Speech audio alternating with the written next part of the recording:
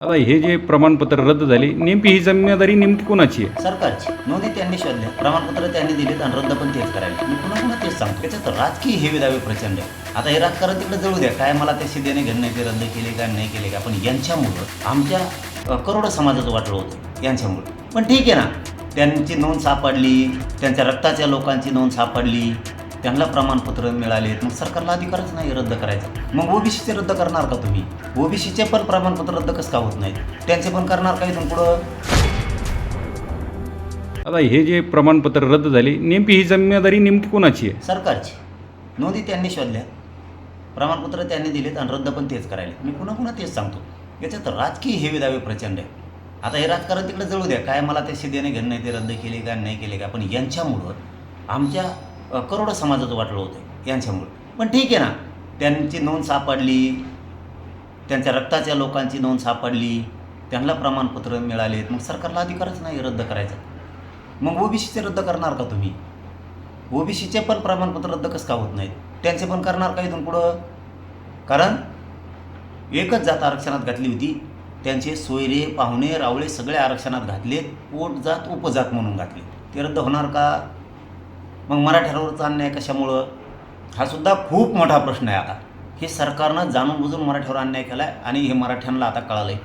खूप मोठी लाट सरकारच्या विरोधात आता उसळणार आहे.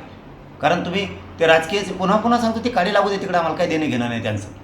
पण त्यांनी नोंद घेताना त्यांच्या रक्ताच्या नातेवाईकाची सापडली ना, आणि मग त्या नोंदी तुम्ही रद्द करणार, याच्यात काय हेवे दावे प्रचंड आहे. राजकीय लोक अधिकाऱ्यांवरती दबाव आणतात आणि अधिकाऱ्यांकडून ते रद्द करायला लावतात.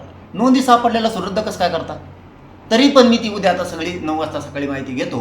मी ते बोलवलं आहे, काय आहे, कशामुळं रद्द केलं आहे, मला हे जाणून घ्यावं द्या आणि मग दाखवतो मी कसं असतं ते. उद्या सकाळी 9 वाजता आहे, आता त्यांना बोलून घेतलं, बैठक होईल उद्या सकाळी 9 वाजता. आठवड्यातील 4 जात कुणबी जात प्रमाणपत्र जात पडताळणी समितीने रद्द केले, याबाबत आपली प्रतिक्रिया? नाही, आता ते बघायला लागेल की कशा रद्द केल्यात, काय केल्यात, काय व्हायला बरं का. सरकारच प्रमाणपत्र द्यायला, सरकारच रद्द करायला लागले. यांचे राजकीय हेवे दावे प्रचंड आहे. या राजकीय हेवे दाव्यातून जाणून बुजून अधिकाऱ्यांवरती सरकारचे लोक दबाव टाकून ते रद्द करायला लागलेत. जाणून बुजून म्हणजे प्रमाणपत्र कोण द्यायला आहे? सरकार. शोधलं आहे कुणी? नोंदी सरकारनं. प्रमाणपत्र रद्द कोण करायला आहे? सरकार. ही मराठ्यांचा जाणून बुजून छळ सुरू आहे. जाणून बुजून मराठा समाज टार्गेट केला जातो आहे, हे सिद्ध होतं आहे.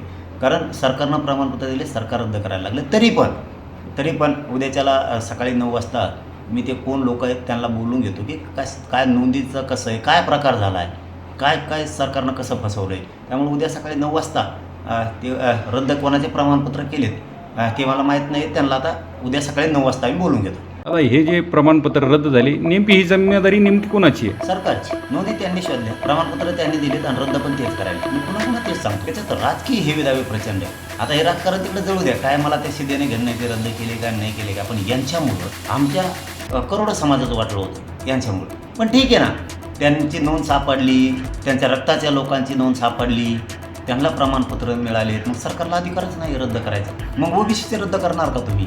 ओबीसीचे पण प्रमाणपत्र रद्द कसं का होत नाहीत? त्यांचे पण करणार का इथून पुढं? आता हे जे प्रमाणपत्र रद्द झाले नेमकी ही जिम्मेदारी नेमकी कोणाची आहे? सरकारची नोंदी त्यांनी शोधल्या, प्रमाणपत्र त्यांनी दिलेत आणि रद्द पण तेच करायला. मी पुन्हा पुन्हा तेच सांगतो, याच्यात राजकीय हेवे दावे प्रचंड आहे. आता हे राजकारण तिकडे जळू द्या, काय मला त्याशी देणे घेणं नाही, ते रद्द केले का नाही केले का, पण यांच्यामुळं आमच्या करोडो समाजाचं वाटलं होतं यांच्यामुळं. पण ठीक आहे ना, त्यांची नोंद सापडली, त्यांच्या रक्ताच्या लोकांची नोंद सापडली, त्यांना प्रमाणपत्र मिळालेत, मग सरकारला अधिकारच नाही रद्द करायचा. मग ओबीसीचे रद्द करणार का तुम्ही? ओबीसीचे पण प्रमाणपत्र रद्द कसं का होत नाहीत? त्यांचे पण करणार का इथून पुढं? कारण एकच जात आरक्षणात घातली होती, त्यांचे सोयरे पाहुणे रावळे सगळे आरक्षणात घातलेत, पोट जात उपजात म्हणून घातले, ते रद्द होणार का? मग मराठ्यांवरचा अन्याय कशामुळं? हा सुद्धा खूप मोठा प्रश्न आहे. आता हे सरकारनं जाणून बुजून मराठ्यावर अन्याय केला आहे आणि हे मराठ्यांना आता कळालं आहे. खूप मोठी लाट सरकारच्या विरोधात आता उसळणार आहे. कारण तुम्ही ते राजकीय पुन्हा पुन्हा सांगतो, ते काढी लागू दे तिकडे, आम्हाला काही देणं घेणं नाही त्यांचं. पण त्यांनी नोंद घेताना त्यांच्या रक्ताच्या नातेवाईकाची सापडली ना, आणि मग त्या नोंदी तुम्ही रद्द करणार, याच्यात काय हेवे दावे प्रचंड आहे. राजकीय लोक अधिकाऱ्यांवरती दबाव आणतायत आणि अधिकाऱ्यांकडून ते रद्द करायला लावतात. नोंदी सापडलेला रद्द कसं काय करतात? तरी पण मी ती उद्या आता सगळी 9 वाजता सकाळी माहिती घेतो. मी ते बोलवलं आहे, काय आहे, कशामुळं रद्द केलं आहे मला हे जाणून घ्यावं द्या आणि मग दाखवतो मी कसं असतं ती. उद्या सकाळी 9 वाजता आहे. आता त्यांना बोलून घेतलं, बैठक होईल ना उद्या सकाळी 9 वाजता. आठवड्यातील 4 कुणबी जात प्रमाणपत्र जात पडताळणी समितीने रद्द केली, याबाबत आपली प्रतिक्रिया? नाही, आता ते बघायला लागेल ते कशा रद्द केल्यात, काय केल्यात, काय व्हायला बरं का. सरकारच प्रमाणपत्र द्यायला, सरकारच रद्द करायला लागेल. ज्यांचे राजकीय हेवे दावे प्रचंड आहे, या राजकीय हेवे दाव्यातून जाणून बुजून अधिकाऱ्यांवरती सरकारचे लोक दबाव टाकून ते रद्द करायला लागलेत. जाणून बुजून म्हणजे प्रमाणपत्र कोण द्यायला आहे? सरकार. शोधलं आहे कुणी? नोंदी सरकारनं. प्रमाणपत्र रद्द कोण करायला आहे? सरकार. ही मराठ्यांचा जाणून बुजून छळ सुरू आहे. जाणून बुजून मराठा समाज टार्गेट केला जातो आहे, हे सिद्ध होतं आहे. कारण सरकारनं प्रमाणपत्र दिले, सरकार रद्द करायला लागले. तरी पण उद्याच्याला सकाळी 9 वाजता मी ते कोण लोक आहेत त्यांना बोलून घेतो की काय नोंदीचं कसं आहे, काय प्रकार झाला आहे, काय सरकारनं कसं फसवलं आहे. त्यामुळे उद्या सकाळी 9 वाजता ते रद्द कोणाचे प्रमाणपत्र केलेत ते मला माहीत नाही. त्यांना आता उद्या सकाळी 9 वाजता मी बोलून घेतो.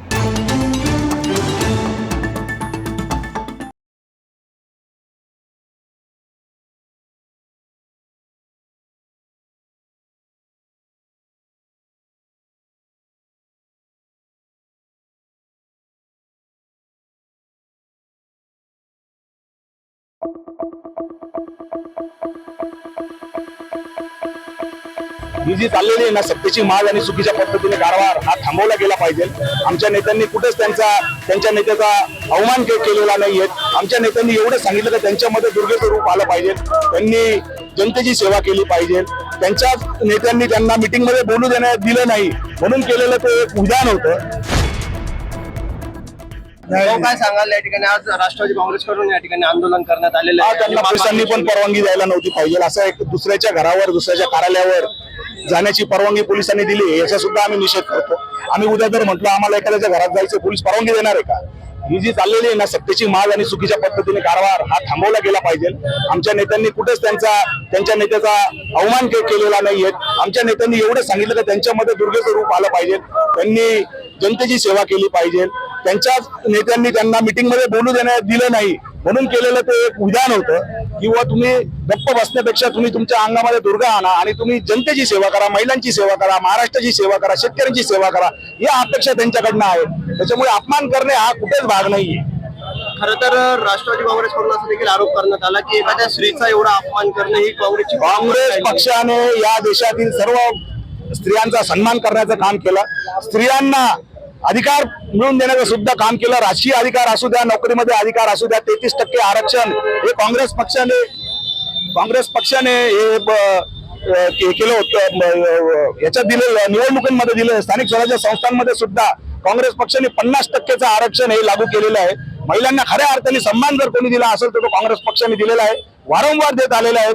आमच्या कमिटीमध्ये सुद्धा महिलांचं प्रमाण हे मोठ्या प्रमाणावर असतं. त्याच्यामुळे हे चुकीचे आरोप आहेत, हे गुंड मावाली लोक धरून आणलेले आहेत, हे पोलिसांच्या संरक्षणामध्ये इथपर्यंत आलेले आहेत आणि या सगळे प्रकार केलेले आहेत. पोलीस अधिकाऱ्यांनी सुद्धा यांना परवानगी कोणत्या नियमाखाली दिले, ह्या सगळ्या गोष्टी पोलिसांना माहित असताना सुद्धा त्यांनी हे वर्तणूक केलेलं आहे, चुकीचं आहे.